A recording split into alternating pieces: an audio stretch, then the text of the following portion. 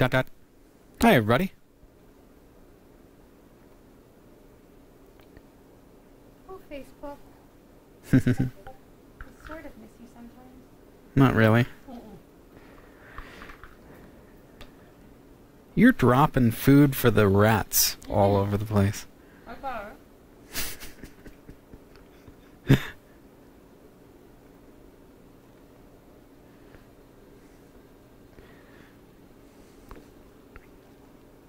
I'll get out of the way while you're done.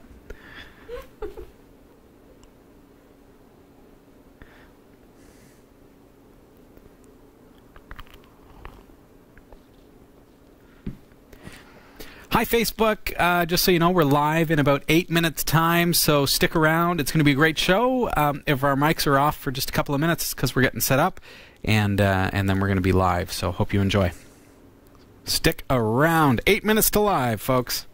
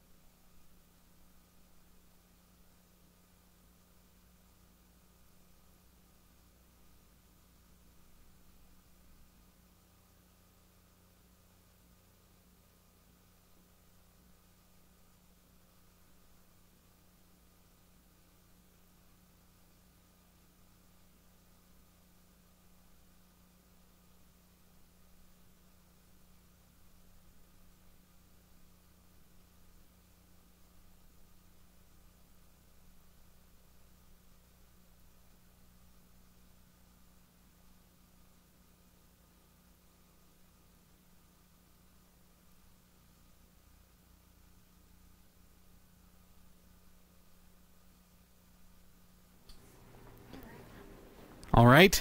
All right, I'm ready. All right. So you got to get mic'd up. Oh, yeah. I don't have a checklist. Right. Put on your mic. Do a show. Like you need that on a checklist. Like, water in my mouth to get rid of the peanuts. Oh, yeah? Well, you can do that. Coffee. Are you ready for another coffee? Almost. Okay. My mic is on. So cold, so cold, so cold. Once upon a time. Oh, okay. The foo, I brought a Tassimo in from home because Becca and I got a Keurig for Christmas. So the studio benefits from that by getting the old Tassimo. So tonight, this is Cafe Crema, which is like a very frothy black coffee. Very nice. I will. I was going to say, when I was in theater, I played the Tin Man in the Wizard of Oz. Yeah. We were on stage. I don't know if you guys have ever, if you've ever worked in theater. They'll have everybody has a cordless microphone, right? So you've got maybe 30, 40 cast members that all have a cordless microphone on their head. So for the sound person, it's overwhelming. Like you need to know who's who, and you're trying to figure it out, and you're adjusting things, and things are like, okay, so I was the Tin Man, so there's Tin Man, and we can adjust Tin Man, right? But we were on stage, and good luck sound guy figuring out someone went backstage and decided to have a pee. And left their microphone on. No! That's fun. A male individual. Nobody. I'm sure we figured out who, but of course the sound guy couldn't figure out who it was. So we're in theater doing a show in front of a packed out house in the opera house, and this is what's coming out over the loud system. Love it. Just try to keep a straight face. Wow. Just turn upstage. Yeah. Thank you, Marshman. It looks like it is working. Yeah, it's just a little bit of a delay for you, that's all. But I see that it is refreshing, so hey, everybody. And the answer to your question from long ago was, An apple and some peanuts. Oh, your dinner? Yeah. Yeah, my dinner will be a pot roast that Becca's got in the oven for me because she made it the other night. Yeah. And I got home after a heck of a day at work, so I was done. And the oven decided to self-destruct. Take some time off. Yeah, so it was halfway through cooking, and poor Becca, she had spent the whole night getting pot roast ready, and she made one for me because I eat meat, and one for the family because they don't. Yeah. Bless her heart. And the element in the oven had short-circuited. It had welded itself to the bottom of the oven. Oh. So did you get it fixed? I fixed it. Nice. So because I was like $300 or $50 in parts, and a little bit. Option B.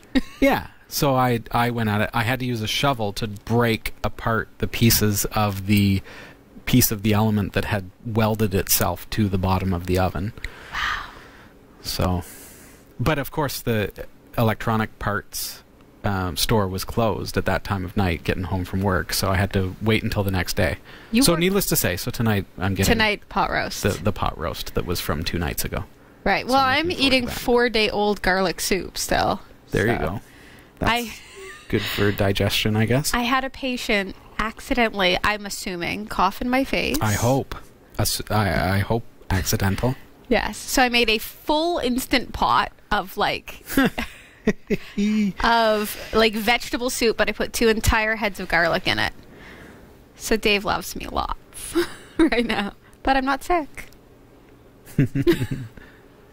Oh, you're saying my comment didn't make it in? I'll say hello all, and it made it up onto the screen. Okay. The software that I use on the side here, this is called Titan. So check them out. Titan embeds. Oh, and you're good at that. Their support is fantastic. There it is. What? There. This? Yeah. You could be a weatherman. Marshman right there. No way. And Foo, yeah, and Solbu right there. And we're like there. That right there. Me? Yeah. I'm right here. Hi. Remember when we had the 2 cameras and we were trying to seamlessly and you're like, when you're looking at me, look over at the red curtain. I know. And so YouTube was like, why don't you ever look at her? And it's like, she's on the other side of the room. So for me to look at her, I have to look at a certain point in the roof. So I do my best, but they just didn't get it. We just didn't get it. All right, you guys ready? GWG, come on. Do you really need to ask? Is it already 7? Can I really need to ask? Refill my coffee first? Yes, of course. Do you want me to show you how this is done? Certainly. Okay. I really like these Obots. Mosey on over here. Yeah, they're fun. Side note. Okay, so over here, this is already powered on, so it's good to go. So you just open that up, chuck that. In here, I have a variety. So there's dark roast, cafe crema, or the Great Colombian. Canadian. I will do rich dark roast. Okay. Because I'm already a Canadian. Have you used a Tassimo before? No! Oh, okay. So you just put it in upside down. Yeah, face down. And you just kind of jiggle it to make sure that it's that the tab is right there. And then you just close that. Push it right down. Oh, okay. There you Before I put this in? Yeah, there you go. And now just push the great big button. And now you wait for a gourmet cup of coffee. Excellent. And wonderful. Everybody else waits for a live show. Yeah, everybody, you guys keep waiting. We're just making coffee here. And it's going to be good. It's going to be good. Such entertainment here, folks. Dave really enjoyed making that Odroid go. Dave did? Yes. Yes. Wonderful. Yeah. That's cool. So that's going to be a lot of fun. My youngest, Liam, really loves it. So he was playing it last night while I was doing production, and I use walkie-talkies in the house, so that he can say hi without having to come downstairs at bedtime, kind of thing. And so what are you playing? Paperboy. Ah, so cute. Yeah, he's just loving it. I know. Well, I mean, Dave loves the Raspberry Pi, the Retro Pi. The Retro Pi. Set up as a Retro Pi. But so this will be better. The Odroid Go is like a it's like a Game Boy, but here's my Bill Marshall knows all about it because he built one. I have a question for you, or maybe for Bill. I don't know. So it doesn't seem to have a headphone jack. So is it just like everybody has to hear the music? Or I suppose you could use the GPIO in the top to build a headphone jack. You could make a headphone jack. It's hackable. Okay. So you could make your own. I won't, actually. For a second, I thought she goes wide-eyed for a second, and then she goes, no, I'm not doing that. I remember it took us 10 episodes to build one computer, so I feel like... Yeah, no, but this is an Odroid Go. I mean, Bill did it in a half an episode. Okay, I'm almost ready. Yeah, so wait until it... See how it's like gut. It's just kind of like getting those final drips. Right. And once it's done, it'll just turn off, and you're done. You're good. Did Discord crash? Well, I'm glad it happened now and not... Thank you, Solbu. If it's going to crash, like it does its like weekly crash, if it crashes... If it's going to happen, it might as well happen just before the show. So that right before break, where it's obvious. Yeah, okay, so I'm going to go like this. Let's see if I can... If I went like that... Yeah. Nope, that doesn't force it to refresh. What if I did this? Nope, that doesn't force it. So I'm going to have to do it the way that I had been doing it. Oh, okay, I was going to say, can you set up a button so that it just automatically refreshes?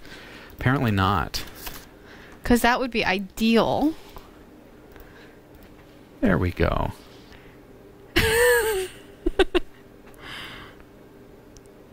Right. Hey? Sorry. Just How's remembering the code word. Now? Wow, Facebook is like, what is this show? What are they even doing? This is supposed to be tech, and they don't even know how to get Discord working? Remember when we how were many a tech times do show I get this crap? That didn't have internet? Remember that time? Oh my gosh. Yeah, and then it so far. Comes up on YouTube. How can a tech show not know how to make internet go? Do you guys have any idea what we do every week? Cron tab on Windows? Come on now. A scheduled task? I'll talk to the folks. You know what? The folks over at Titan Embeds, they are wonderful when it comes to support. So do check them out. Anytime that we've had any problems, they've been very, very prompt to fix it for us, and it's free. It's a free service. So what you see over there, that's all free. So I really can't complain. I just got to kind of keep an eye on it, and the chat room helps me do that. Discord themselves help me do that. And I just need to check. Yeah. Marshman, thank you for letting us know in streaming problems. That looks like it's all taken care of. Oh, there it is. I'll add it to the list. What's up? Oh, I just saw that it's streaming problems, yeah. I know. I just have to keep my eye on so many things, like here and here. Yeah. 2 things. So many chats. If you're on IRC, you don't see that there are actually about 40 different chat rooms. So IRC is just in general. Oh, okay. So Solbu the Foo, you're in one chat room of many. And so when we're actually logged into Discord, we have access to a ton of different ones. You see on the left-hand side here? So you're in general, and we've got all these chat rooms. Single board computers, software suggestions, smart home, all bacon.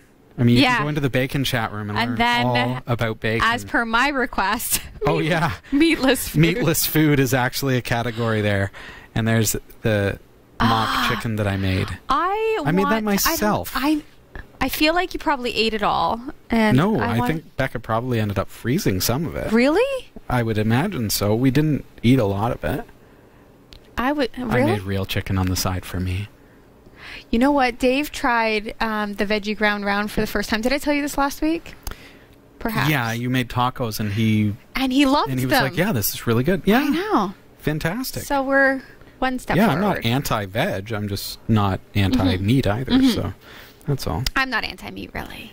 Hey, thank you, Marshman. Yes. Odroid Go headphone hack. That is wonderful. See? That's what I mean. That's a hackable platform, right? This How is cool good. Is that? We should really get on the air. We should actually do a show. We're like 6 minutes in. Whatevs. Okay. But that's absolutely cool. I had not an Impossible Burger. They call it a, what are the A&W? Beyond Beyond Meat. Yes, I had one too. Yeah, it was good. It was actually tougher than real meat. The truth of the matter with veggie meats anyway is I don't like meat. Like the reason I'm vegetarian, my reason for being vegetarian is because I don't like meat. So it doesn't make any sense to me to that buy makes it easy for you. Yeah, I don't like it. This is not a moral dilemma. This is I don't like it. I know. I'll cook it for somebody else. It's not like the reason I don't eat broccoli, I don't like broccoli. Exactly. I don't like it. If I liked it, I'd probably eat it. Okay. All right. You ready? Oh yeah, this is you. This is me. All right, I'll push record. There you go. You are rolling. Yes. Okay. Here we go. Here we go. Our live recordings are trusted only to solid-state drives by Kingston Technology. Revive your computer with improved performance and reliability over traditional hard drives with Kingston SSDs. Category 5 TV streams live with Telestream Wirecast and Nimble Streamer. Tune in every week on Roku, Kodi, Plex, and other HLS video players. For local show times, visit our website, category5.tv. Category5.tv is a member of the Tech Podcast Network. If it's tech, it's here. cat5.tv/TPN and the International Association of Internet Broadcasters. cat5.tv/IAIB. Welcome back. It's another week. Here we are at Category 5 TV, episode number 591. We are almost at 600 episodes. I still find that mind-blowing, mind-bending, and when people are asking about, hey, you know, what's Category 5 all about, it's like they are blown away that we're 12 seasons into this thing. Right. That's if you were Weekly. a first-time viewer today, how many hours of viewing is that then? Well, 591 exactly. Well, or so. Yes, or so. We went overtime sometimes. Sometimes. In the early days. Don't worry, it's not going to happen tonight. Right. But that's I can't even, my brain doesn't number crunch, but what's 591 divided by 24? How many days straight would you? We need an Amazon Echo here to ask those kinds of questions too. Right. What's the question? 591 divided by 24. Like how many days straight? Oh, how many days would 591 episodes be? Right. You know what I would do when I just need like quick answers? Is I hop over to Google. Right. And I say 591 divided by 24, and it actually has a built-in calculator. And it's like there are actually 24 days. So 24. So if you want to binge Category 5, that doesn't sound like a lot when you put it in that context. No, it does. 24 hours a day. That's 24 hours with no a day. Eating, no sleeping, no anything. You're just straight watching the show. Like this is a unique form of torture, folks. You are sitting there watching from day one in 320p. Okay, so I'm expecting people will like sleep and take food breaks. So you're going to watch for 12 hours a day, of course, right? Oh, 12 hours is completely different. So now let's multiply that by 2. Right. And now it's 49.25 That's practically 2 months. Like that's the entire summer season. Holy cow. That is how long the Canadian summer is. This took 12 years of my life, and you just took it and made it into 2 months. I should have just like binge created the show, and I could have just been sitting back on. Well, if you watch 1 hour a week, which is approximately the average of Category 5 TV. That's right. Yeah. You'd watch 2 hours a week. You'd watch the first and this one, and then the second and next week. Oh. Right? Mind-bending. Right? So then you would eventually see me. When did I start? Season 5? Season 5? Right. So you'd see me like season 5. Yeah. And then like, well, by the time season 5, you'll see me in season what? I started in season 1. Right. Does that count? Yeah, you had hair. No, I did not. Yeah, you had some hair. I kind of had, like, if you watch it as a stop motion, you'll see the hair kind of grow in on the side a little bit and then shave and grow in on the side. That's just winter months. That's all. That's how you can tell that it's cold outside, is that Robbie's got a bit of a goatee going on. The best thing is when you were trying to do, like, continuity for, like, particular shows where you had to, like, keep your facial hair exactly the same. Exactly. So I had to tape it on so that it matched the one from 3 years prior. Yeah. Hey, we do have a really fun show for you tonight. It's not all about looking back and Sasha taking it and making it sound like it'll only take you 2 months to watch the show. It's about smart home tonight. We've got these cameras that we open up from Wisecam. We looked at these last week. We opened the box. We did an unboxing, and we try to. These days, we're trying to keep the unboxing separate from the actual product demonstration. Right. Part of that is that when you unbox something, well, you haven't experienced it yet, so. We don't really have a lot of knowledge about, hey, how does it work if we just opened it?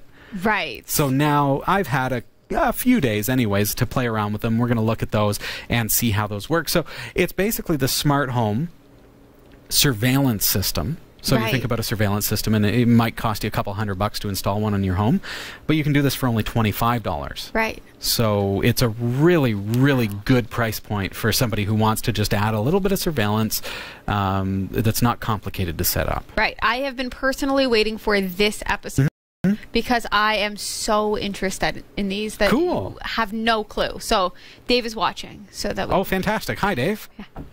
And Dave is a pretty common name, so there were a few people right there who's like, "Hey, that's me." It's like Dave's. We're in the romper room now. Yeah, nice to see you.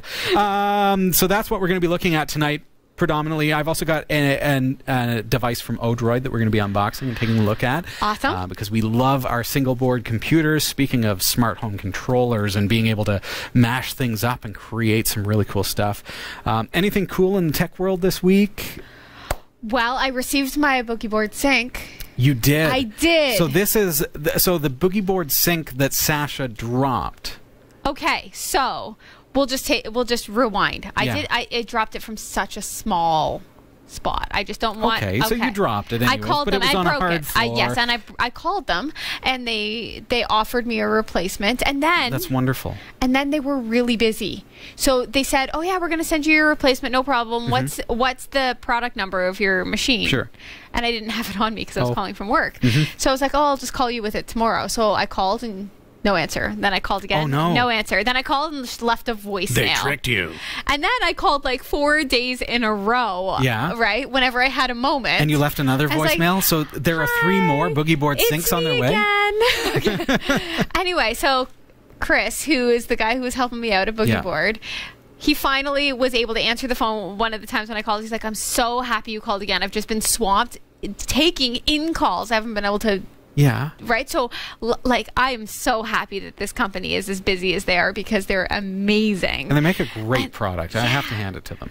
And he got my address, and within 2 days, I had my new product. Fantastic. So you brought the broken one, and I see the broken one. It's on the set here, but it's just kind of off to the side. Yeah. But I don't want to show the broken one.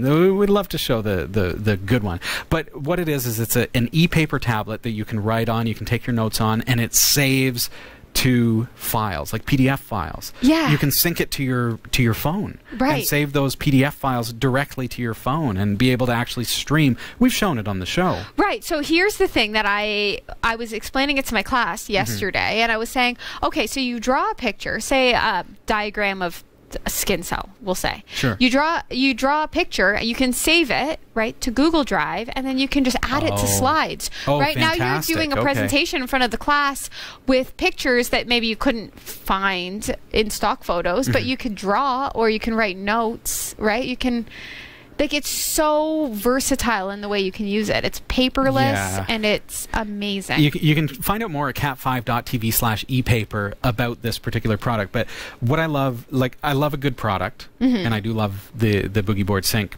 But I absolutely love when a company supports their customers in a way like that, where it was your fault to drop it. It was. But they said, it was something like, well, you bought the case that was supposed to protect it, so we'll send you a replacement. Exactly. That is exceptional service. I will never, ever in my life diminish good customer service. For sure. Good customer service is absolutely what makes this world turn. It's when people treat people like actual real human beings. Sure.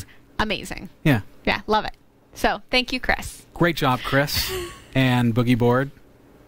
Yeah. And great product. And that's very good. Very good indeed. If you are a patron on Category 5, we just want to say thank you very much for supporting Category 5 TV. Of course, our network provides free family-safe content every single week. We mentioned at the top of the show that we've been doing this for 12 years, not 2 months, 12 years. 2 straight months. Every single week we've got new content for you. It's all, our goal anyways is to create family safe content that you can enjoy with your kids, and you don't have to worry that there's anything in it that is going to be inappropriate. And so that's really our goal. But yet making it entertaining and fun and educational at the same time, and to be able to present you with some cool tech. So our patrons really help us to make that happen. There are other ways to support us as well, like shopping through our partners and so on, but our patrons are like that consistent.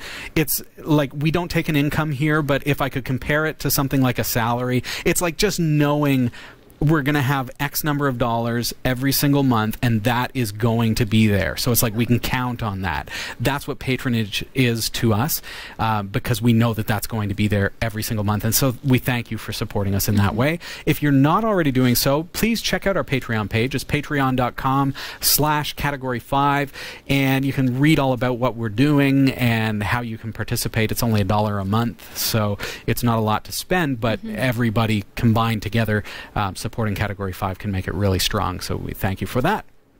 We do have to take a really quick break, but when we come back, Sasha, we're finally going to be hooking up these cameras. We unboxed them last week. We're going to be setting them up, trying them out, and actually testing them and showing you kind of how they work, so that if you're on the fence about a Wise Cam, we'll show you our experience anyways right here live in studio, and then you can make the decision yourself. So don't go anywhere. We'll be right back.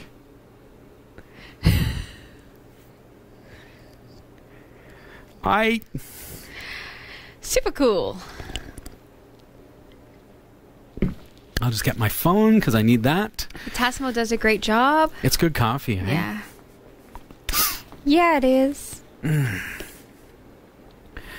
Guys, we are so technically sophisticated here that I can do stuff like that. Whoa.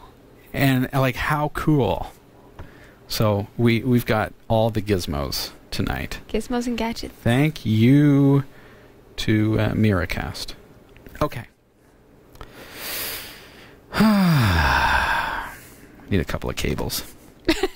I know, right? You're doing great. You're doing great. Thanks, bud.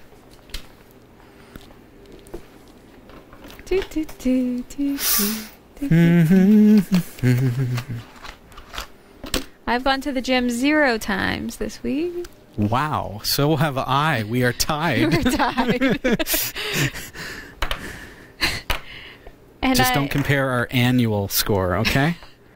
Well, we might be almost tied annually for 2019 at this point. Well, for 2019, perhaps. It's only 2 weeks in, so. It's true. Okay.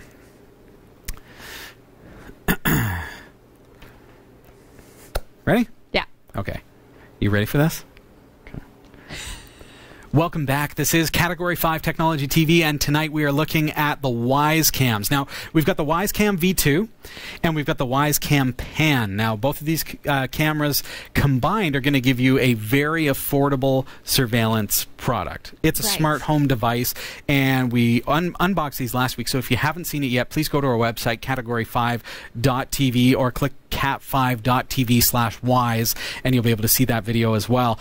But in the unboxing videos, we don't hook them up, and we don't actually get to see how they work. So over the past couple of days, I've had a chance to hook these up and experience, what they're like to operate. Right. And I gotta say, especially at this price point, I'm really impressed. Okay. These are 1080p smart cameras, so smart home cameras. Right. That are comparable with a much higher priced device.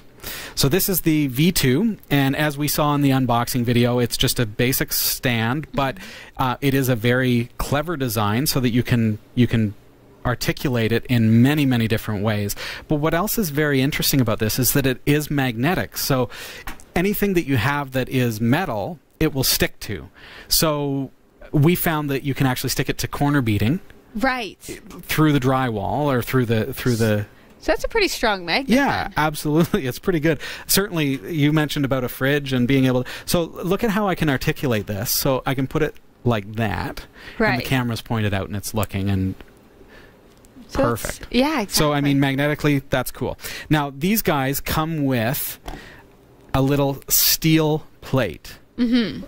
Now, I called it a magnetic plate last week. Technically, this is not magnetic. This is just a piece of metal. The magnet is actually built into the base of the camera itself. Right. With some double-sided tape, I can now take this and I can stick it up on my wall and put that where I want to have surveillance. And now I can take this camera and stick it to that magnet, and now it's got the ability to hang on the wall. Right. It's a really easy installation process, but because it's a magnet, I can then take it off the wall, and it's just a little circle disc on the wall. Yeah, and that's not ugly, right? No, it's actually quite nice. It's like a brushed steel with the Wise logo. I wonder, do they sell extra ones of those? They do, yeah. You can order more, but they come with it as well. So, but if you want, you're thinking you want to be able to move it around. Exactly. Sure, yeah. You can buy extras if you'd like. Should we actually get a look at how these devices operate? I'd love that. Me too. Me too. Okay, so again, if you haven't seen the unboxing yet, we did kind of get into what each device has as far as peripherals and things like that. You want to get a look at that, and the link is below as well. One thing, Sasha, that I wasn't too sure about is each device has...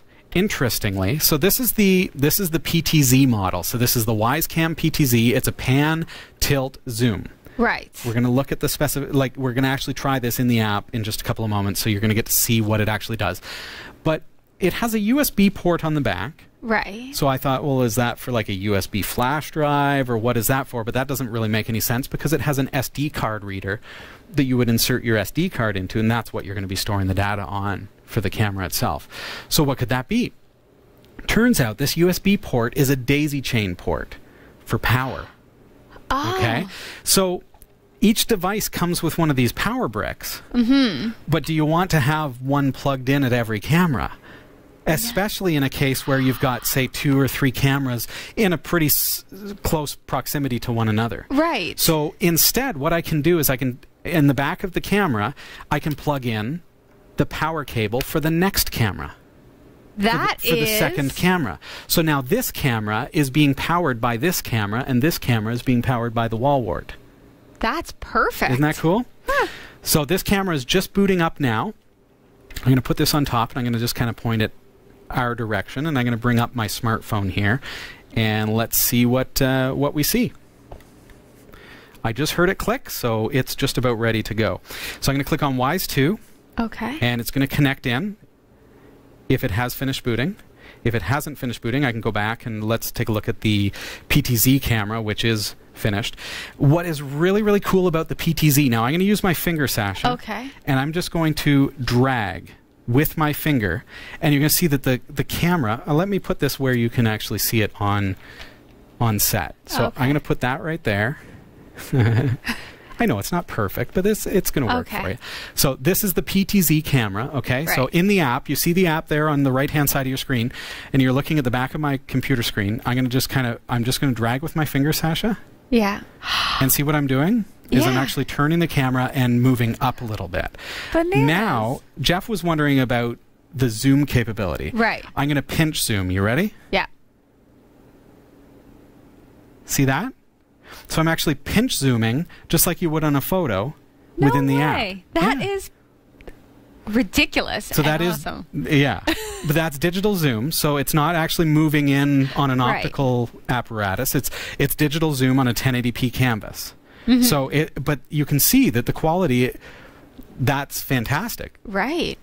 That camera is $38 and it has PTZ. And can you be at work? Yeah. Anywhere. Let's reconnect. Okay. There you go.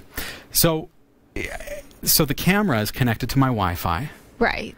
And I can be anywhere with the app, and I can see the camera just as you're seeing it there on the screen. I can also see things like if there were events that have happened. There are events at the bottom here, and you can see there are currently no events because I haven't set up any triggers for events. Let's look at Wise 2, which should be booted by now. There we go. So Wise 2, this is a stationary V2 camera, and so this one, you're just going to point it where you want it to be, and that's what it's going to look like. So that's like the wide view of your office or something like that. Right. It works very, very well for that purpose, and you can see there on the screen that that's how it looks. It again, features pinch zoom, so I can do that. But otherwise, it's not pan, tilt, zoom. It's just zoom. It's just zoom. So you can't turn it like you can with the pan, but you can zoom in on it, and you can set up all the other options. So these are great.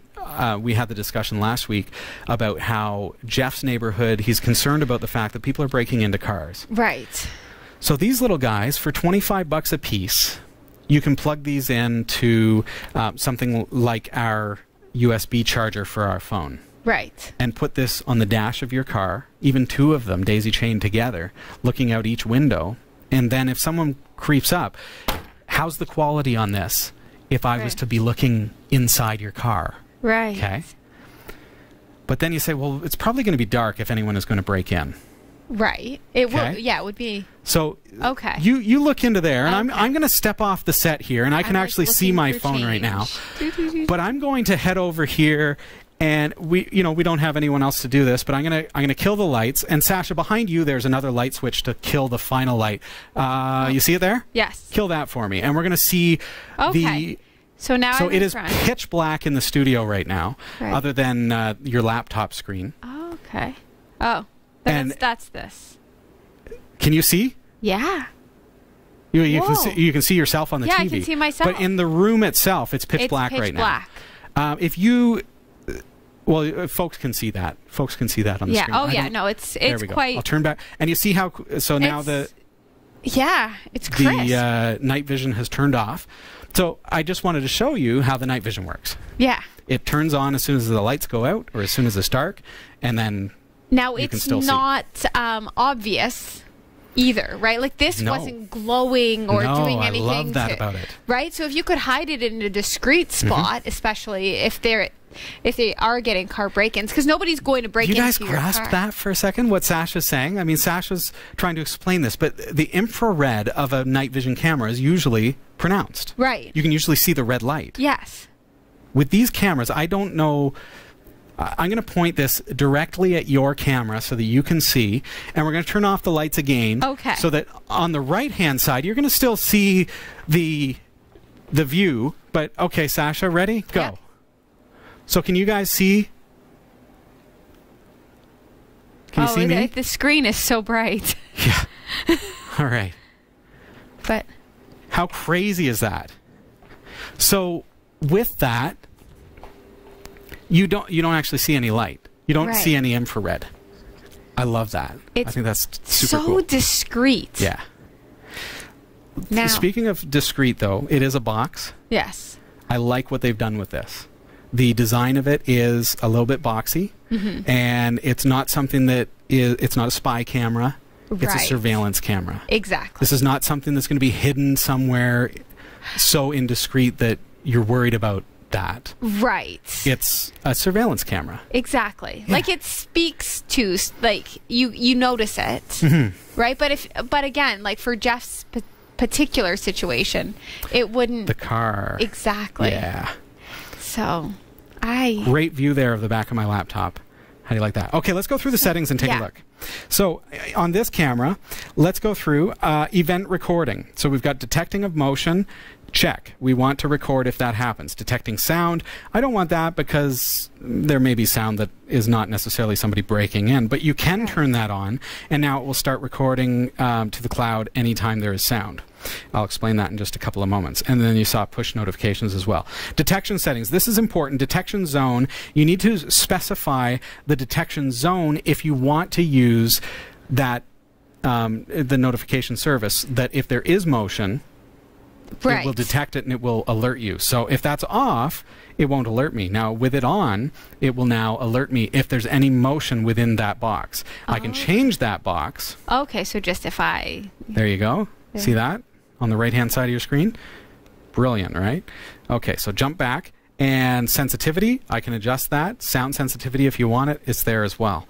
Alarm settings. If the smoke alarm or the CO2 alarm goes off, do you want to be notified? Yes. Yes. Advanced settings. This is cool. You've got night vision, auto, or on, or off. Oh, okay. So I can actually forcibly turn on night vision like that. So now I'm in night vision mode, and then I can click on this icon up at the top right to change that as well. Okay, back in advanced settings, I've got local storage. So this is important, understanding the SD card functionality. So I've got it set to continuously record on a 16 gig card. It's showing as 15 gigs, and it's formatted FAT32. Now, the SD card functionality, that's where it's going to record your video to. Right. The cloud functionality, it's going to record little clips when there are events. So these are like 10-second, 14-second clips. So if there's movement, so if I'm in my office and somebody's moving around in the studio, it will record a 14-second clip to alert me that there's motion. And then I can see that on my phone, and I can say, oh, somebody's moving around in the studio. Right. It's just this little clip that's uploaded to the cloud, absolutely free for me to be able to view it on my phone. Now, within the app, because I have an SD card installed, I can actually load up that camera, and I can go view playback, and I can see, now right now, because we just connected the camera, I can there's nothing there, but I can actually see in the timeline any motion that's been going on. Okay? Anything that's been happening on the camera. Brilliant. How hard is it to connect a new camera? Super simple. Okay. And I wanted to actually show you how to do this, because I think this is important. Yes. So what I'll do is I'm going to daisy chain another camera here. Okay. So I've got another V2, which I'm going to plug into the back of this one. So I now have 3 cameras daisy chained together, which is the maximum, on a single power brick, I should say. And I'm going to plug this camera in here. Okay. So now it's just powering up. Okay. Should be. Yep. I've got an orange light on the back there. Okay. Okay. Once it starts flashing, then I know it's finished booting. And in my app on the right-hand side here, I'm going to click on the plus button, and then it asks me what type of camera I want to add, which is the Wise Cam. And it says, okay, well, we need to push the button on the bottom. So on the bottom here, I'm just going to touch that little button. Oh, okay.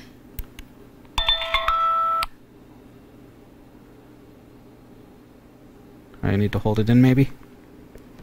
It's really awkward. Oh, it's still booting. Okay.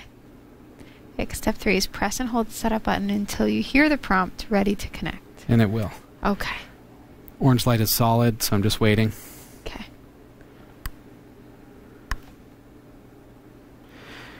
Maybe daisy chaining is not perfect. Let's see. I'll try booting it again.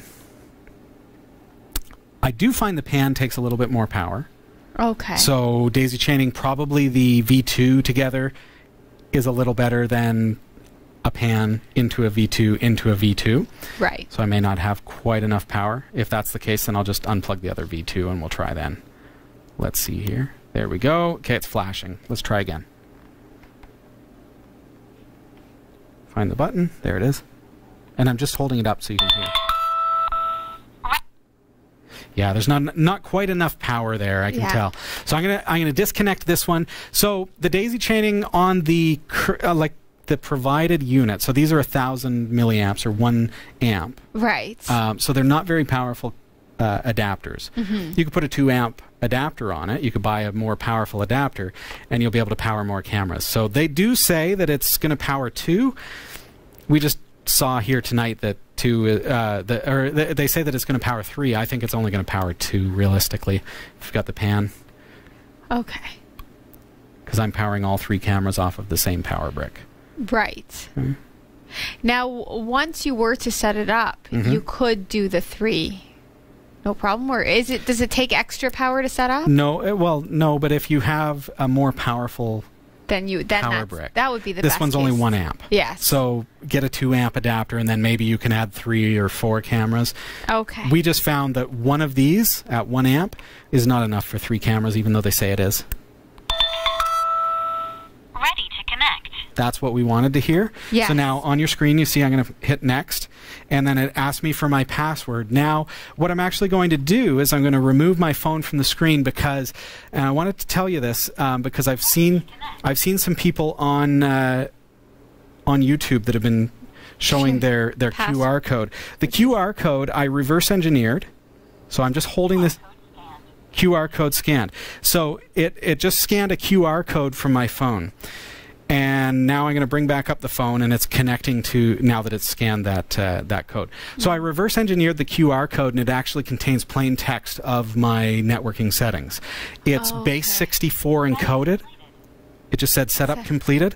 The QR code contains base 64 encoded plain text settings for your Wi-Fi network. So you don't want to show that to anyone. It's private information.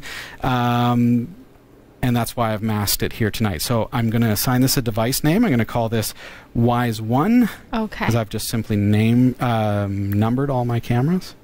There we go. And finish setup. So now, there, we've got WISE1. And I'm going to click on that. And now we've got 3 cameras all connected. Now WISE2 is off because I've disconnected the power now. Let's see if it comes up. Oh, you wise Here one. it comes. There it is. All right. So there you go. Okay, so now back to settings, because we were looking at settings. What else do we have? In advanced settings, we've got the ability to turn on and off the camera status light so that somebody doesn't actually see that the camera is on. You can rotate it 180 degrees. So if you hang it upside down, you can actually rotate it so that it's upside down, basically. That's going to fix the orientation if that's the case. You can add a timestamp watermark. By default, that's on. I'm going to turn off the WISE logo. Do you want to record sound? Yes, I do. And then go into local storage and see what's happening here. Okay, we've got, again, it's detecting as a 15 gig card. That's a micro SD card that I have inserted into the base of this unit. That's just a 16 gig micro SD, which will give me about a day and a half of continuous recording on that card. Okay. Any questions at this point? So far, so good. So far, so good? That's it? How... It's secure, like nobody could hack into your camera? Yeah. Well, this camera is now tied to my Wise account. So it's connected to my app. There's no web access to that particular camera. It's all part of my app, and it's an encrypted connection. All of the communication between my app, the camera, and the cloud, it's all bidirectional encrypted. Okay. End to end, it's an encrypted connection. So as it posts videos to the cloud, it's in a private section for this camera, for this account, and it's encrypted. So only I can open that.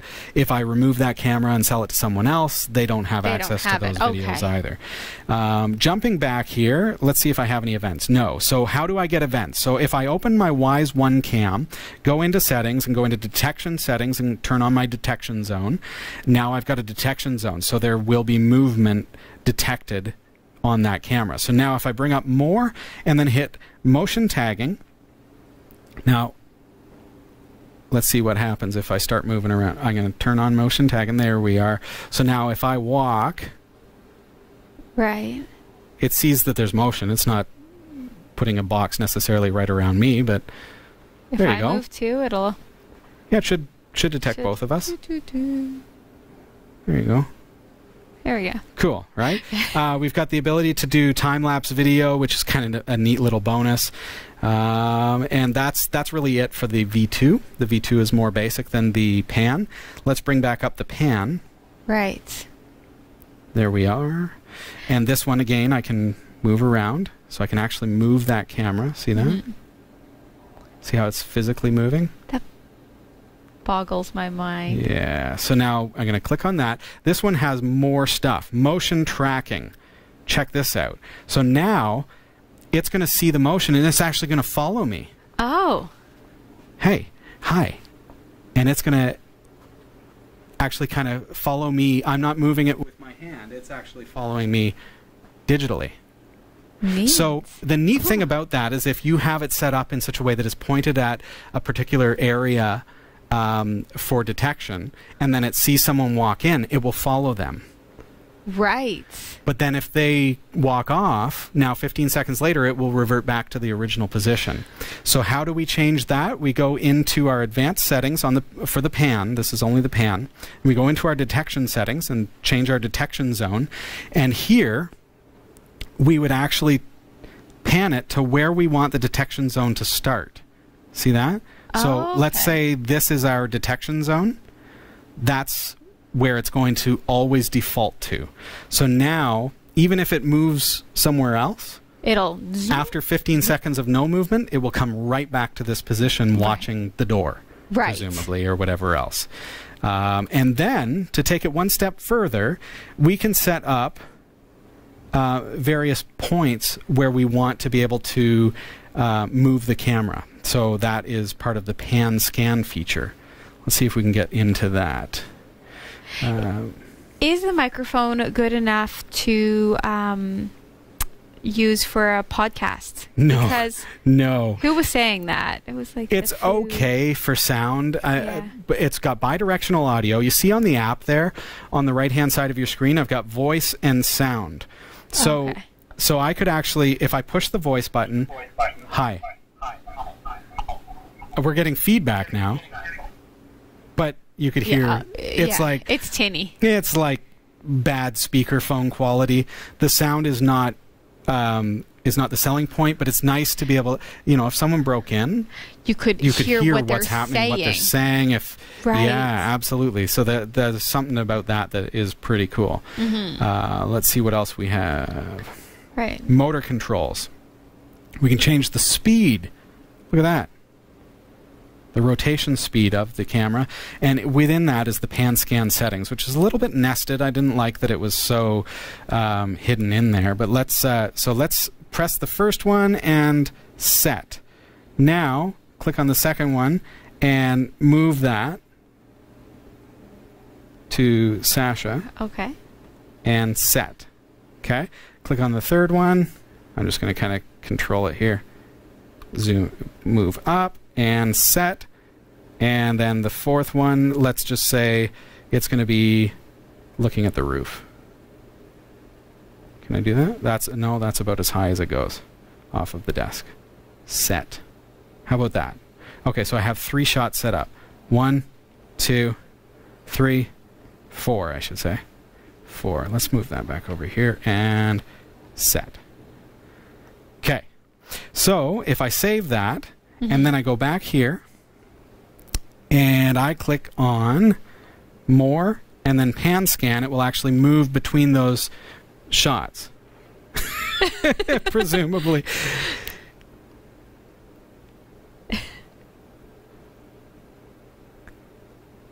Yeah. Nice. There we go. Oh, I have a question from the Foo as well. Do all the cameras need to be on the same Wi-Fi, or can one be at work, one at home, and one? It's getting there. Like, can you have them set to different Wi-Fi networks, but controlled by the same app? Yes. Yes. Yes, you may. Good. Because when you scan that QR code, it's scanning the network settings for the network that you're currently on. Oh, so I can put these in all different locations. Yes. And then be able to access them from anywhere. Right. Okay. So, like, if you wanted to have one at the studio and have one at your work. Yes, absolutely. Have one just watching your favorite pen network. Like, is anybody touching that? Yeah, right. So there you go. The second camera is not connected. First camera. I feel like maybe the daisy chaining is not very good. Right. I really kind of feel that way, folks. The pan tilt zoom one, that one. It's fine. It maybe has a lot. It takes more power. I think so. Like, I think maybe daisy I'll chaining that from that. Yeah, daisy chaining these guys here. You don't think that seems good to me. Together. Yes. But not the pan. Right. That one seems to be okay. hungry. So the final thing that I would want to test is how these operate powered by just a battery. Right. Okay. So I've done that. Let's take 2 of these. Okay. Can I connect 2 of these together to my cell phone charger? Because I want to know if I were to put this in my car and leave it kind of overnight or whenever, will it work okay? There you go. Both of them are powering up on the battery, no problem. These are both just plugged in. I'd probably want to buy a couple of shorter cables for it because it's a little bit flimsy. Right. There you go. So think of one pointed each direction on your dashboard of your car and just powered by a battery pack. And how's it looking? Oh, that's there's perfect. One. Yeah. There's the first one. And second one. Try again. Try again. Is it powering up? both of them have a light.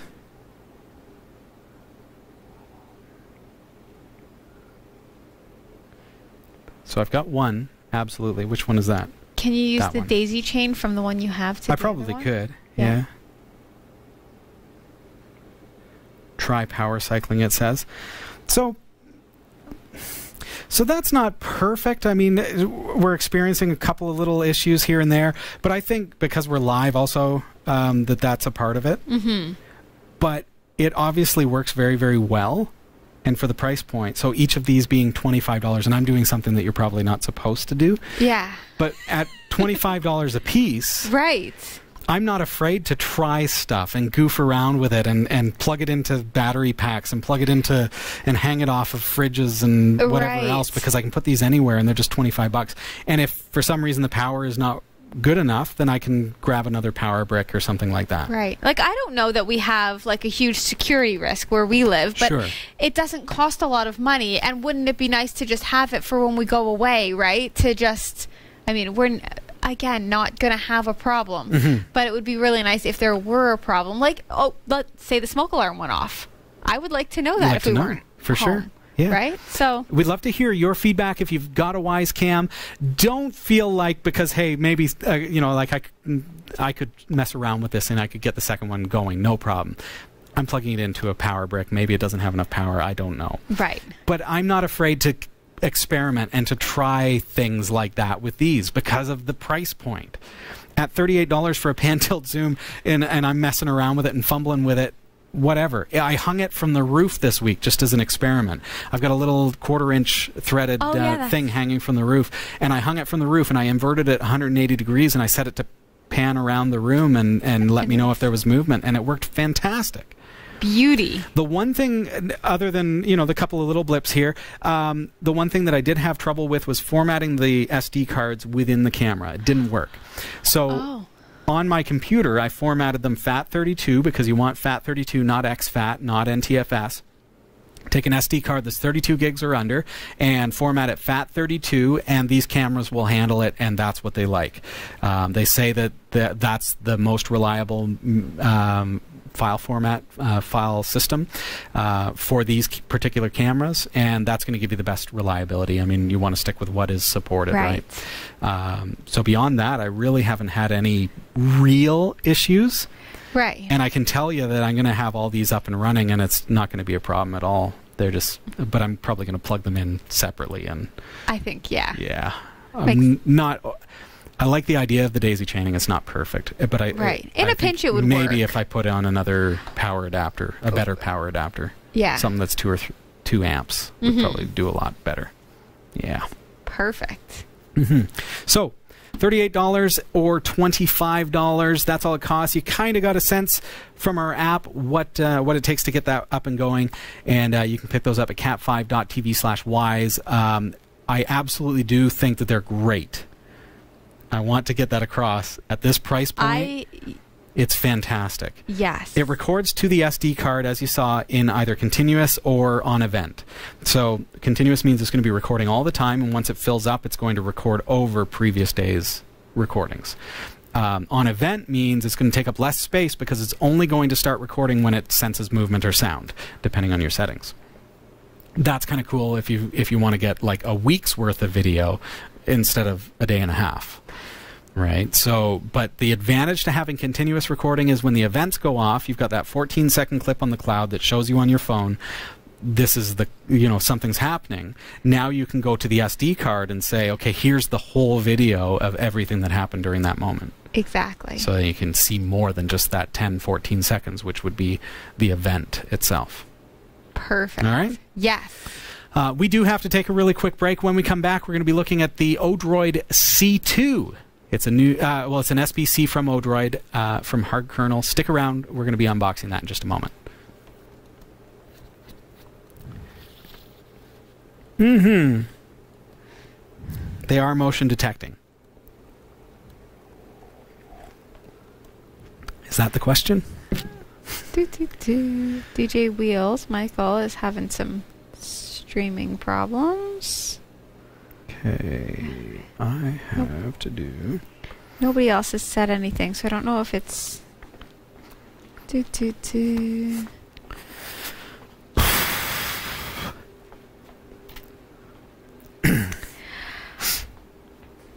I'll be really, really fast with this because I know we're out of time. Are we out of time? Aren't we? I don't even look at the clock. Are you crazy? I don't trust the clock because sometimes we start late, like we did this time, right? Right. How late did we start, though? Oh, 6 or 7 minutes, maybe. Oh, did we? I don't know. Right. That's right. Okay. Do you want to hit record on the Atomos for me? Yeah, I do. Thanks.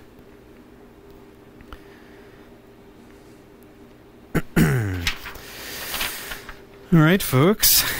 Odroid C2. It looks so tiny on our desk.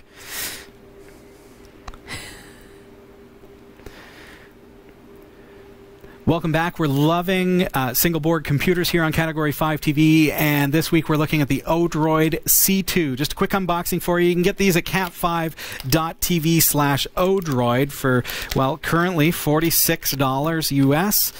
They're not an expensive board. Quickly in the box. That's it. A little bit of instructions there, and the single board computer itself.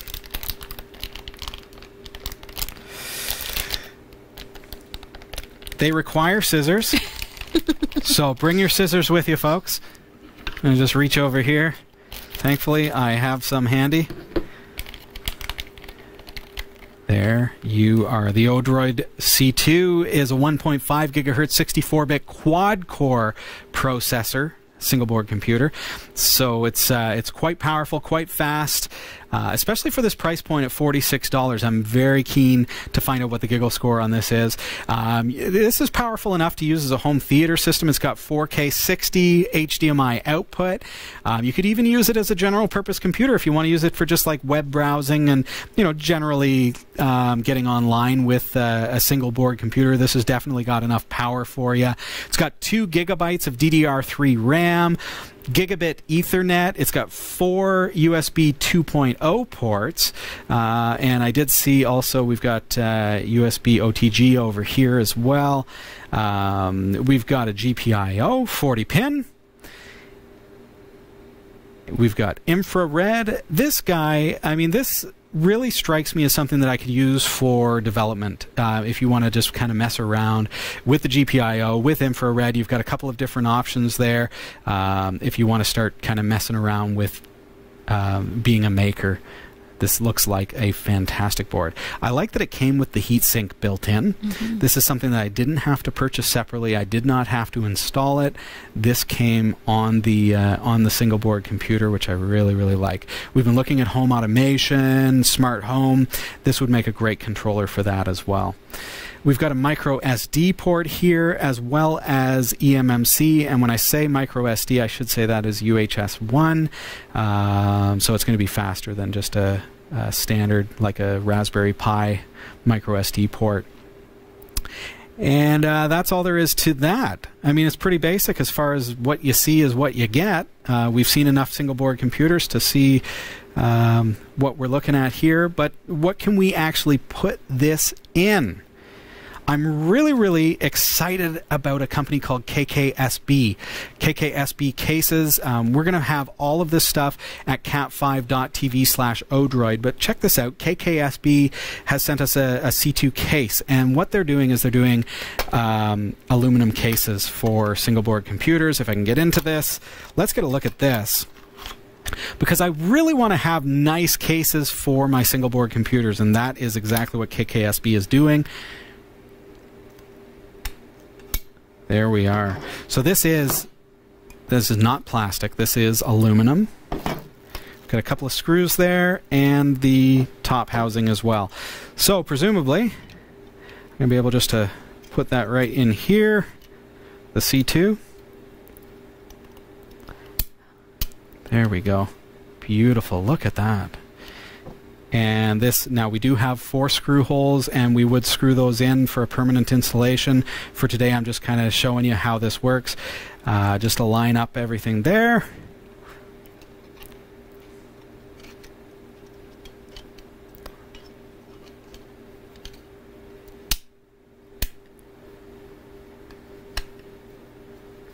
And there we go. Beautiful little case from KKSB. So that is the C2 in a KKSB case for the C2, and that is a nice solid aluminum case. Now, I haven't screwed down the C2, so it's a little bit off its axis there, but of course you're going to screw that into the case to install that. Just 4 screws that are included with it. But that is absolutely gorgeous. They've noticed on the case as well to leave an opening for the infrared. That's all in there as well. Check it out at cat5.tv/odroid. That is the C2. I like that.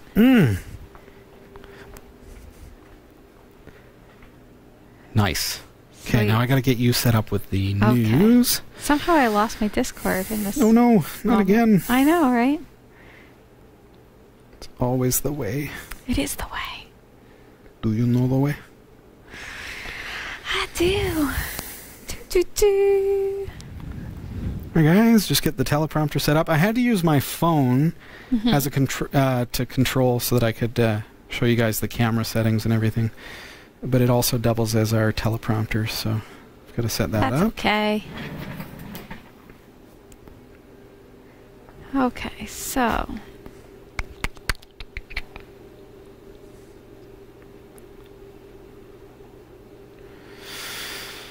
There it is. No, not uninstall. Double click. Open. Open.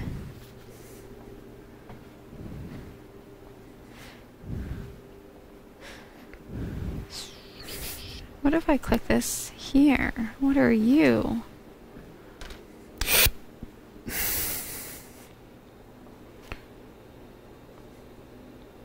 I'm really excited that the teleprompter is not going to give us any grief tonight. Yes.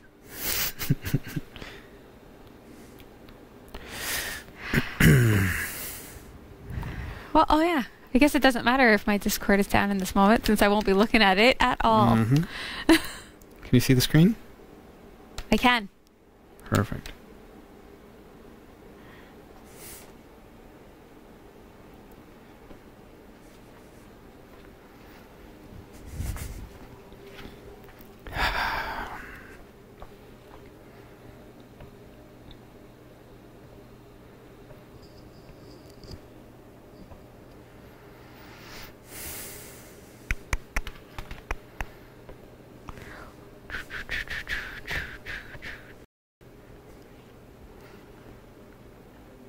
Okay. All right, you ready? Yeah. Okay.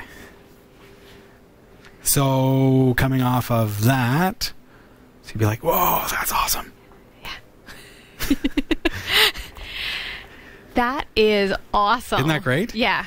All right. I really like that case, actually. I really do, too. I've been looking for a good solid case for my SBCs. I like the plastic cases that we've been finding, but the good solid aluminum stuff, and KKSB has got one for everything. We're going to be checking out some more of their cases as well. Awesome. Yeah. We've got to head over to the newsroom. It is that time. Sasha, right over to you. Here are the stories we're covering this week in the Category5.tv newsroom. We didn't push record. Oh. But at least I noticed it now, and not 20 minutes from now. So the whole thing again? Yeah. Oh, that was so good, though. I know. It was fantastic. Okay, that was just our test run, everybody. Go for it. All right. That is awesome. Isn't that cool? Yeah, I love the case. I love a good solid aluminum case. We've been looking at, trying to find cases that are kind of uniform for all of our single board computers, but I love the solid, like the good strong aluminum instead of just plastic. And that's what KKSB is bringing us. And they're starting to bring out more cases for lots of different single board computers. So we're going to be looking at those over the next little while as well. I like that the heat sink is already attached too. Me too. I mean, I don't know, when I was building that other computer, and I had to actually Having do to stick it on altogether? with the glue stuff. Was that the Raspberry Pi 3, or what were you doing? I was building Dave's computer back in the right? The actual desktop computer. Like right, to know that you don't have to do anything extra for the heatsink, then you're fine. I just stuck it in the case and done. Bam! Done. Like it's now done. all I needed was 4 screws and it would have been perfect. But exactly. That's like what it is. Yeah. We do have to head over to the newsroom. If you're all set, we'll head over to you. Here are the stories we're covering this week in the Category5.tv newsroom. These stories are coming... Oh. Yeah? Don't do this to me, teleprompter. I'm Sasha Rickman, and here are the top stories we're following this week. There are no stories. You know what happened? What happened? You said... I said... Teleprompter's not going to give us any grief tonight. And it says... Because everything else is. I'll show you. It's like, shut up, Robbie. Okay. It's okay. It's okay. So you say. I'd have to be over here to look at Discord. It's going to work out. Yeah. I'll get out of here one day. Don't you worry.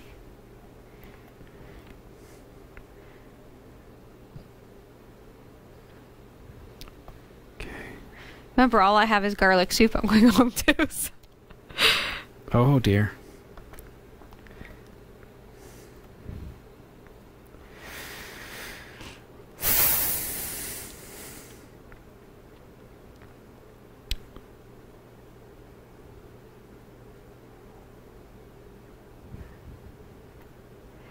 Okay, that doesn't work.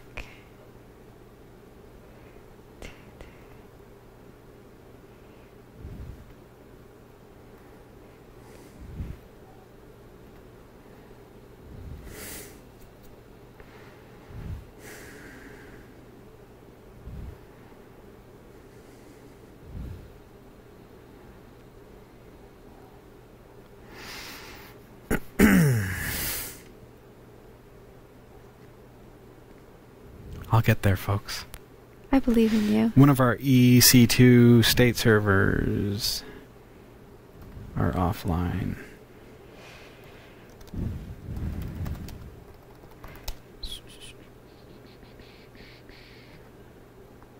Coming online. At the very least, at least it usually doesn't take me too long to find the problem. Right. And then it's hopefully not too long to fix the problem.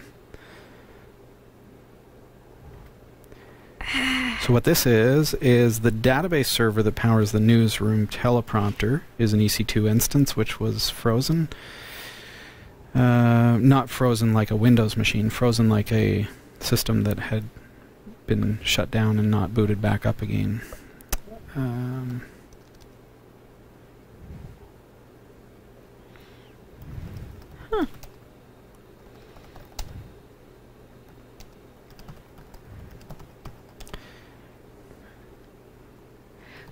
Do.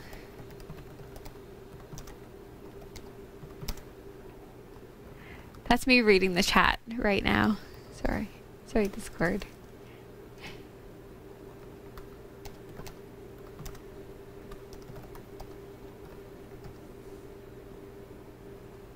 Almost there.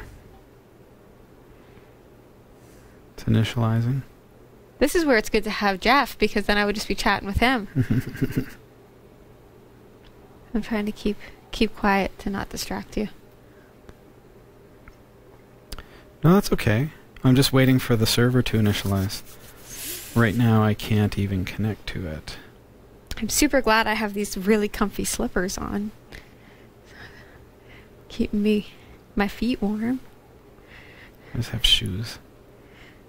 Born old shoes. Come on, EC2. Not like the cool shoes that are coming up later in the show. Oh, yeah, right.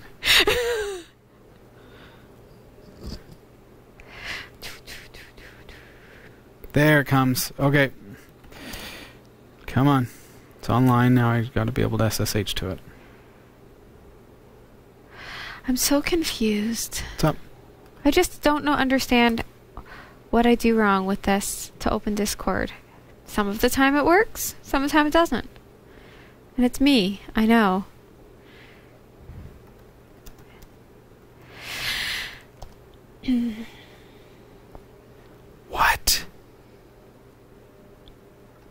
What do you mean, what?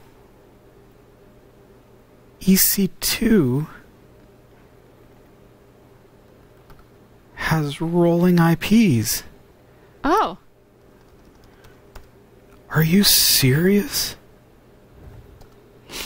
You gotta be kidding me. That's crazy. Well, no wonder it's down. It has a random IP. Yeah. Wouldn't you expect that EC2 would be static? But no. So, hang tight, I have to update our DNS records.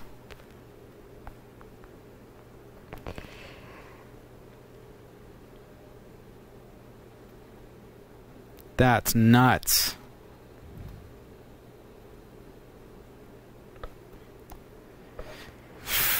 Huh. Okay, DNS records are updated. Cool.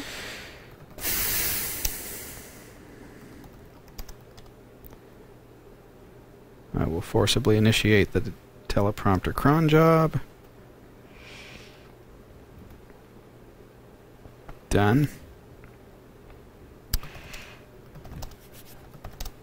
And assuming DNS is resolving now, we should have a teleprompter. Yay! That was really fast. Thanks.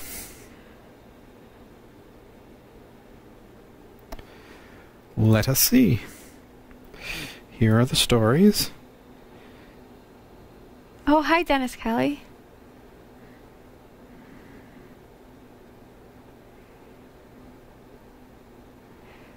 Man, Jeff, you can never just go perfect.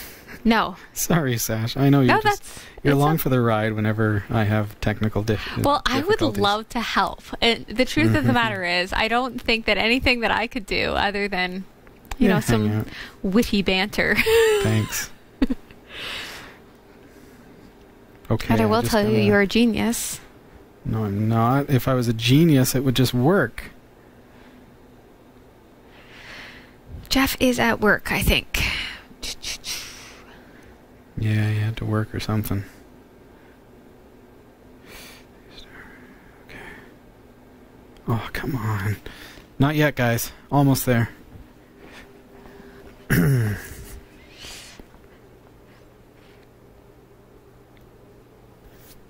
What is that picture? I need better eyeballs.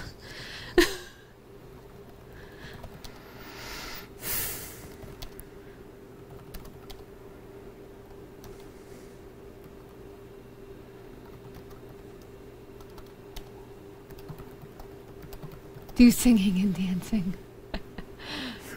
Obviously, you've not heard me sing nor seen me dance. I would not say that.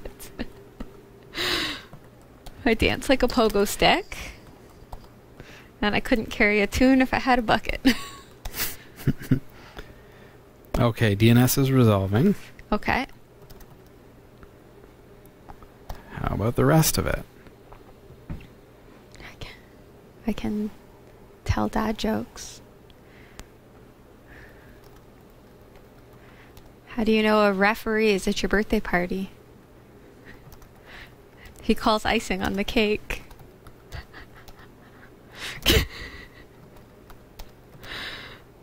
What did I miss? Sorry, I'll just laugh. You're fine. Okay, you do that. Please know I'm hilarious. SSH shows the file is in sync. What does the teleprompter say? Still not showing the changes. Oh, is the Elaine dance this one? I think so. Wow, Sasha, just wow. I can do like the grocery, like that one.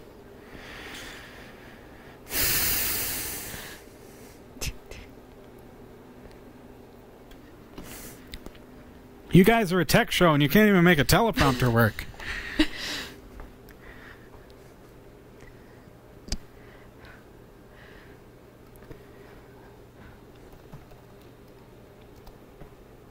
It's the rolling IPs.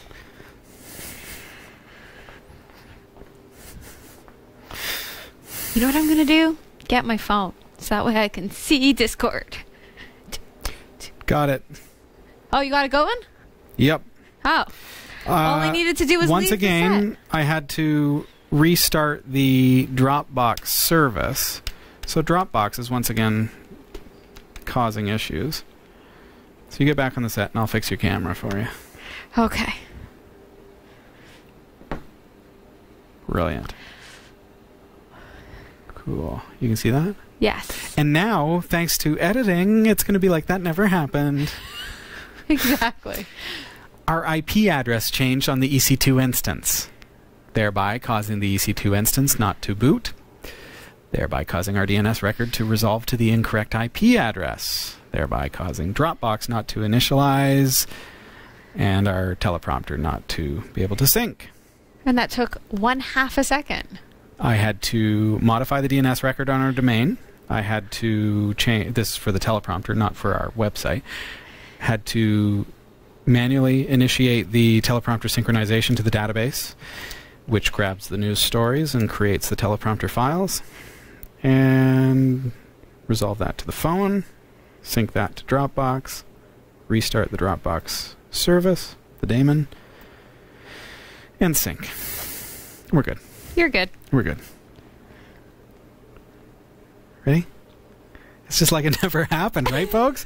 Isn't that amazing? The miracle of television. It never happened. And if anyone ever asks, never happened. You guys call yourselves a tech show? Your tech doesn't even work sometimes? For the record. For the record, really? I fixed it. Exactly. I mean, I say that, knock on wood. We haven't pushed play yet. Here are the stories we're covering this week in the Category5.tv newsroom. A recently discovered ransomware group has netted almost $4 million since August by adopting a big game hunting strategy. Qualcomm's patent lawsuit against Apple has been dismissed. What happened? What did you do? What? It's just a trial run. What did I do? Oh, you forgot to press record? Oh, my. Not everything is technical difficulty. Some things is just Robbie. Oh, my password isn't right. Hold on. Okay. I tried restarting my computer to see. Oh, hun, if you're watching. Oh, this is the pot roast. You're hungry, aren't you? Oh, yeah, I'm hungry. Okay. Here are the stories we're covering this week in the Category5.tv newsroom. A recently discovered ransomware group has netted almost $4 million since August by adopting a big game hunting strategy. Qualcomm's patent lawsuit against Apple has been dismissed as groundless by a court in Mannheim, Germany. YouTube clips that depict dangerous or emotionally distressing pranks have been banned from the platform, and Nike has launched self-lacing trainers which fit themselves to the shape of the foot and are controlled via a smartphone. These stories are coming right up. Don't go anywhere. Nice. See how that never happened? Awesome. Just completely edited out of the universe. Never occurred. Never.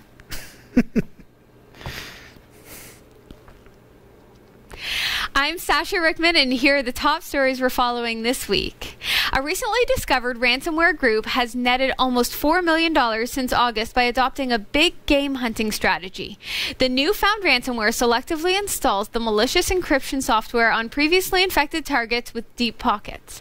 The method differs from the usual one of indiscriminately infecting all possible victims. Two analyses were published Thursday, one by security firm CrowdStrike and the other by competitor FireEye. Both reports say that Ryuk, as the ransomware is known, infects large enterprises days, weeks, or as much as a year after they were initially infected by separate malware, which in most cases is an increasingly powerful Trojan known as TrickBot. Similar organizations infected by TrickBot, by contrast, don't suffer the follow-on attack by Ryuk. CrowdStrike called the approach big game hunting and said it allowed its operators to generate $3.7 million worth of Bitcoin across 52 transactions since August.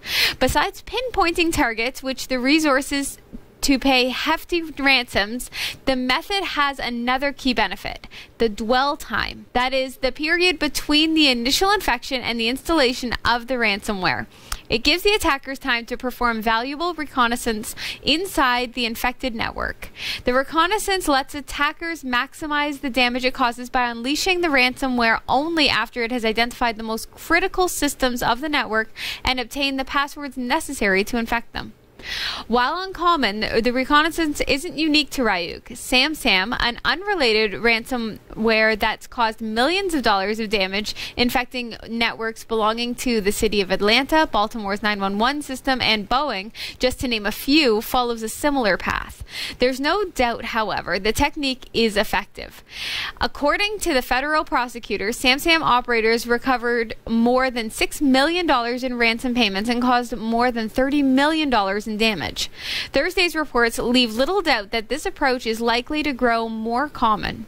The FireEye researchers wrote, throughout 2018, FireEye observed an increasing number of cases where ransomware was deployed after the attackers gained access to the victim organization through other methods, allowing them to traverse the network to identify critical systems and inflict maximum damage.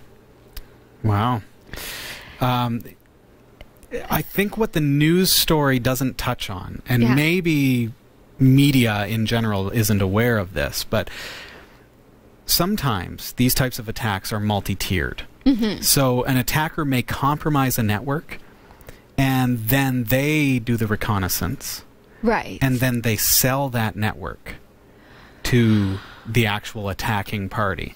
Oh. So social engineering tactics are used in order to gain access to a corporate network, and then that network is assessed by that attacker. And that attacker figures, okay, well, they have 300 computers. They are probably a government organization. Maybe they even know who they are. And that increases the value for them to resell it. And the story doesn't even touch on it. Right. But it's quite likely that the whole reconnaissance thing is another attacker altogether. And then the value that they put on that network is what causes them to be the ones who are susceptible. Because, you know what, I'm not going to pay big dollars for the small networks. Right. So the small networks are generally safe. Are they safe? No. They still have that malware. But they're just not targets. They're not interesting to those who are actually paying for the information to be able to gain access to those networks. Right. Like my work is not going to be targeted, probably. You're small business with, you don't have electronic transactions that are... But the thing is, would you know in the first place? Are they smart enough just not to tell you in the first place that you've been infected? Right? So they infect you and then... An infection these days, though, I mean, think in terms of an infection is not necessarily a virus or even a piece of malware. An infection, and let's use a better term, because again, media is using the terms like infection. No, infiltration would probably be a better term these days. So if you're not aware that it's happened to begin with, then the reconnaissance can happen. But if you know, like, I guess there probably isn't something like a shining beacon that's like, me. Oh, by the way, somebody's like, excuse me, sir. But what can you do, like, from this point, if you have had an infiltration? Do you just, like, throw everything out and start new? How do you even know where to start now? Because now they have your passwords and they have your, right? So is it too late for these big game companies in the hunting sort of scenario? For them? Yeah. It'd be hard to recover, that's for sure. Yeah. I mean, you can get your data back. You've got backups, sure, but those private things are still unveiled. Right. I mean, we've talked about data leaks and everything else. And it's like, so it's multi-tiered. It's multifaceted, these types of attacks. And are those companies... I think it's naive to think that it's just ransomware. No, ransomware is kind of the end game. Right. No, what led up to the ransomware? Reconnaissance. Reconnaissance means collection of the data. Right. Reading through confidential data and determining a value on that data and then selling that to the next highest bidder. Right. That's why those companies get attacked. Scary. Are there good guys as strong as the bad guys in this? Batman. Right. There are anti-malware companies that are trying to thwart these types of attacks, but those anti-malware companies know as well as I do that it comes down to education. It comes down to people, end users, knowing. I sell anti-malware all the time, but I still hear, I just need antivirus. No, I don't want the firewall. But you do. You do. Yeah. Yeah, because these days, I mean, I go through it day in, day out. It's not viruses anymore. When I was growing up, we had to deal with viruses. Mm-hmm. As I said, it's not infections anymore. It's infiltration. Right. And does an antivirus protect you against infiltration? No. Not at all. Does a firewall protect you against infiltration? It is definitely a good point of defense. That's for sure. And not just the firewall that comes with Windows, but a bi-directional firewall that will stop the spread of things like ransomware. Right. That's key. Because, I mean, you need to know, if you say you have 300 computers in your system, you have 300 people, let's say, or maybe even 600 if you're running 2 shifts, people running those computers, we'll say. Who clicks on what? Right, exactly. A chain is only as strong as its weakest link. I need a computer that's smarter than me, right? That won't let me do something. Like, if I have the habit of, if something seems boggy, I just keep pressing OK. Right, but here's another example along that vein. Right? You get a firewall installed, because we're talking about a firewall and how that can protect you against these kinds of attacks. And that firewall blocks you from being able to do something you want to do. Mm-hmm. Do you turn off the firewall? That's the question. And so if the users have that capability to be allowed to turn off their firewall, they will do it. And I encountered this today. Last night, Windows 10 updated itself on the Wirecast broadcast system. Okay. So now my Nagios server, my NEM server, is going crazy saying I can't access that system, because when it updated, it blocked ping in the firewall. So my Nagios server started saying, I can't ping that server's down. Right. So I'm getting notifications and wondering, well, the server's up and it's working, so why am I getting notifications? And of course, that first instinct is turn off the firewall and see if it works. Sure enough, it works. Okay, we'll turn back on the firewall and then find out what's going on. Okay, well, my Nagios server is pinging, and the pings are being rejected by the firewall, so I need to I need to allow pings to get through. Right. Because that's something that I personally want. But so an IT administrator has to be responsible for that. Exactly. So that users don't turn it off. Right. So every company just really needs to have a Robbie. Not a Robbie, but education for the staff. A Robbie. Learn from things that you hear here, I suppose. Yeah. Just there's lots of great research online, but you definitely have to be privy to that kind of stuff. You have to be fearful, because fear, I think, makes you behave. You can't just be recklessly disabling, firewalls and making weak passwords and doing all the weird things that people do. Solbu is in our chat room and says updates should not be allowed to change firewall settings. And I agree. I was shocked that Windows Firewall changed its own settings on a Windows machine. And I'm behind a NAT firewall, and I have good firewalls here at the studio. But that software suddenly took over. Yeah, no. Oh. It's creepy. Yeah. Well, you got to be smart about this kind of stuff. And as an IT administrator, we need to make sure that our users don't have the capability, permissions-wise, to disable the very things that are protecting our networks. Right. Because 10%, can you guys believe this? 10% of people in an office environment will open the attachments on phishing scam emails. And that number is going to increase as we see a rise in spear phishing attacks, which are targeted, which will say, hi, Sasha, I need you to open this file and print it for me. Yeah. Oh, okay. Looks like it's coming from the boss. Yeah. Spear phishing is very convincing. Right, depending on who it looked like it came from. Yeah. Like, if it looked like it came from you. If you got an email from me that said, here's a file I need you to print for me, you may not even think about it. I wouldn't know to be suspicious until afterwards, and then think, how come that encrypted all my files? Yeah. Yeah. How come I can't click anything anymore? Exactly. Qualcomm's patent lawsuit against Apple has been dismissed as groundless by a court in Mannheim, Germany. The chipmaker had argued Intel-powered iPhones infringed a transistor switch patent it holds, but in an initial verbal decision, the court disagreed. Qualcomm has said it will appeal. In a statement, Don Rosenberg, Qualcomm's executive VP and general counsel, said Apple has a history of infringing our patents. Only last month, the Munich Regional Court affirmed the value of another of Qualcomm's cutting-edge patents against Apple's infringement and ordered a ban on the import and sale of impacted iPhones in Germany. That decision followed a court-ordered ban on patent-infringing iPhones in China, as well as recognition by an ITC judge that Apple is infringing on Qualcomm's IP. The Mannheim court interpreted one aspect of our patent very, very narrowly, saying that because a voltage inside a part of an iPhone wasn't constant, the patent wasn't infringed. We strongly disagree and will appeal.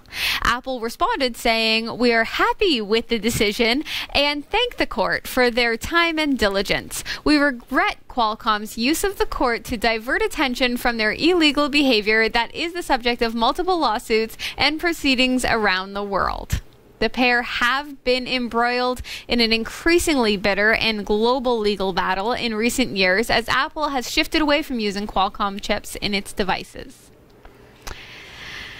This sounds just a little bit complicated. Like this, it just sounds... We said it last week. We're not privy on patent law. Right. So I think they were expecting this in the situation in the first place. Isn't that why the German court needs you to have the money to back if you lose? I'm not quite certain on the situation. Had it gone on further, had it gone for a month and Apple lost a lot of sales because they were not allowed to sell in Germany, for example, then the money that Qualcomm had put up front would have offset that. Right. But in this case, it's like, I don't even want to touch on patent law. I mean, I don't get it. I feel like... if you wrote a book that, like the bat in the hat, like this is what it seems like to me, right? Like infringement. I do feel like hearing statements from both companies. Yes. Apple is a child. It really, to me. Yeah, they just seem. They're constantly dropping. Oh well, Qualcomm is bad, and I don't like any company that does that. Right. I know. If I were to let the law decide. Exactly. Don't try to sway people's opinions by putting into your responses negative connotations toward the person who it's about mindset, and I just don't like that because they're trying to sway the populace into believing their side of the story. Yeah. Which is not cool. Which, I mean, good luck to them because people are smarter than that, Apple, I'll tell you. Well, I think so, but there's a lot of people who buy every Apple iPhone.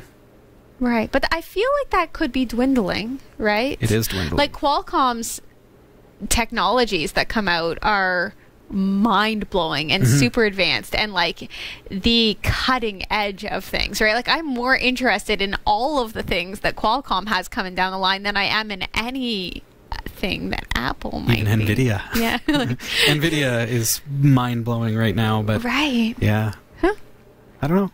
We'll Consumers, see. Let's see if they wise up and stop buying Apple products. We'll see. Yep.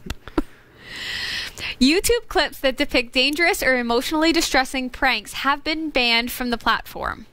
The move comes in response to so-called challenges that have sometimes resulted in death or injury.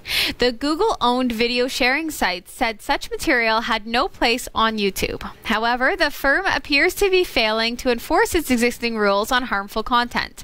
Some of the videos have attracted many millions of views. YouTube said it worked to aggressively enforce our monetization policies to eliminate the incentive for this abuse. But enforcing its new rules on pranks may prove even more difficult given ambiguity over what may or may not be considered harmful. A message added to the site's frequently asked questions section reads, YouTube is home to many beloved viral challenges and pranks. That said, we've always had policies to make sure what's funny doesn't cross the line into also being harmful or dangerous. Our community guidelines prohibit content that encourages dangerous activities that are likely to result in serious harm, and today clarifying what this means for dangerous challenges and pranks. From now on, the site said it would not allow videos that featured pranks with a perceived danger of serious physical injury. This includes pranks where someone is tricked into thinking that they're in severe danger even if no real threat existed. The new rules come in response to several instances of pranks and stunts that are seriously ill-advised at best and deadly at worst. I hope that they can pull it off. I do too. And you know what? The thing is, I have so much hope in common sense and humanity. I am a cheerleader for making the right decisions. But I will tell you that I hear these crazy challenges. And I mean, you can watch a Netflix show, a movie, and then it can't be just YouTube. It's got to be other platforms as well. And then get this idea in your head, right? And then all of a sudden you've started this cycle, and there are copycats out there. Sure. And what you're doing, I mean, let's just say that the original person who had the thought of, let's say it's parkour, or let's say it's planking, or let's say it's something, right, where somebody has the physical ability to do it, does it and pulls it off, and people watch that video and then they're like, I can also climb a crane. But it's always, I have to step it up one notch higher until finally it's deadly. And that's really concerning. But the news is just as guilty. Yeah. Like the mainstream news, this stuff that we hear about on our day-to-day, and you talk about copycats, and it's just the world that we live in. So it has to be more than YouTube. It is more than YouTube. Because as soon as YouTube locks down this kind of stuff, there's going to be another platform that rises up, and that's the go-to place for that kind of content. I wish that people understood the value of their life. Like, don't do something, don't blindfold yourself and drive your car. Yeah. Don't eat a Tide Pod. Like, don't do these silly challenge things that are going to harm you or kill you, because you're an important person in the society, and I would like you to be alive and not just famous on YouTube for some crazy thing that got you hurt. There's too many tragedies that we hear about. I don't like it. So Nike has launched self-lacing trainers which fit themselves to the shape of the foot and are controlled via a smartphone. It's the latest iteration of the futuristic footwear, first referred to back in the film Back in the Future Part 2 and made reality by Nike in 2016. The latest version, called Nike Adapt, will cost $350 and will not require a physical button to activate the laces. Eric Avar, Nike's creative director of innovation, said, "We picked basketball as the first sport for Nike Adapt intentionally because of the demands that athletes put on their shoes. During a normal basketball game, the athlete's foot changes, and the ability to quickly change your fit by loosening your shoes to increase blood flow and then tightening again for performance is a key element that we believe will improve the athlete's experience." Users can customize the fit and control through a smartphone app which will store fit preferences. They can input different fit settings for different moments in the game, loosening it for a timeout and tightening before they re-enter the game. When they step into a shoe, a custom motor and gear will sense the tension needed by the foot and adjust accordingly. The app will also store the data, which athletes can choose to share with Nike. The shoe goes on sale in February. Smart technology where I never expected it. Right. I actually, I don't play basketball, as you might not have known. I don't play basketball. Right. But Can you believe it? I do run on a treadmill, and my shoelaces come untied all of the time. So you think these would be the answer? Yeah. Well, I'm not going to buy basketball. Eventually, I'm going to buy these shoes when they come out in different forms. Just self-lacing. Right. Just to be able to... Right. Feel like I was in Back to the Future. Right. I mean, I'm training to be a PSW. I'm sure that the elderly could very specifically use these shoes, right? or some iteration of it. It doesn't necessarily have to be this sophisticated. Right. I mean, they don't have to be on their smartphone. I don't need different programs for my sneakers, but hey, be able to lace them up without having to bend over. That's fantastic. I need to have the independence that I no longer need to depend on somebody else to lace up my shoes, right? Cool. I like it. Really quickly, according to CoinGecko, here's what the crypto market looked like as of 1800 hours Eastern Time on Wednesday, January 16th, 2019. Bitcoin dropped a little bit, lost $389.37 USD, taking it down to $3,588.87, our loss over the past week. Litecoin is down at $31.15 USD per Litecoin. Ethereum is at $121.97, also losing down $26.97 US. Monero is at $45.50, and the small guys, Stellite, is at 2.51 ten-thousandths of a cent, and Turtlecoin is at 1.38 ten-thousandths of a cent, not losing a lot, 0.02 ten-thousandths of a cent. Remember, the cryptocurrency market is always changing, never, ever closes, so be careful out there, folks. Be careful. Big thanks to Roy W. Nash and our community of viewers for submitting stories to us this week. Thanks for watching the Category5.tv newsroom. Don't forget to like and subscribe for all your tech news with a slight Linux bias. And for more free content, be sure to check out our website. From the Category5.tv newsroom, I'm Sasha Rickman. And I'm Robbie Ferguson.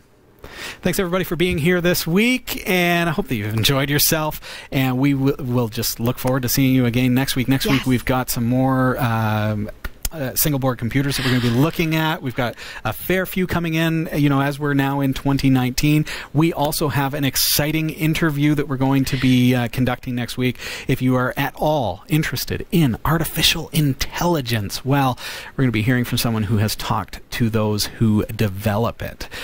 And you do not want to miss out next week. All right, everybody, have a fantastic week, and we'll see you then. Bye. Yeah, that went very well. Let's do an intro. All right.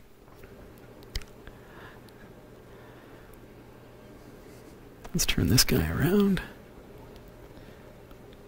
And this guy. Oh boy. So many wires. Welcome to Category 5 Technology TV. This week we are going to be looking at the Wisecams, the Wisecam V2 and the Wisecam Pan. We unboxed them last week, but this week we're going to actually connect them to our phone and see how they operate. So if you're interested in setting up surveillance in your smart home for as little as $25, well, this is for you. Stick around. We've got a great show planned, so don't go anywhere. Beauty. Nah. Thanks, everybody. You're all awesome. Yeah. The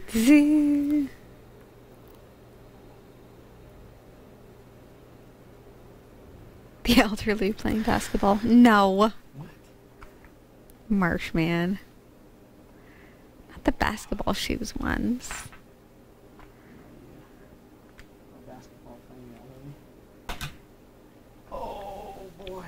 Dave said at some point, good point. And I don't know what point in the show it was. Excellent. Yay. I'm glad it was good. Okay, so turn off mic. I don't know why I'm so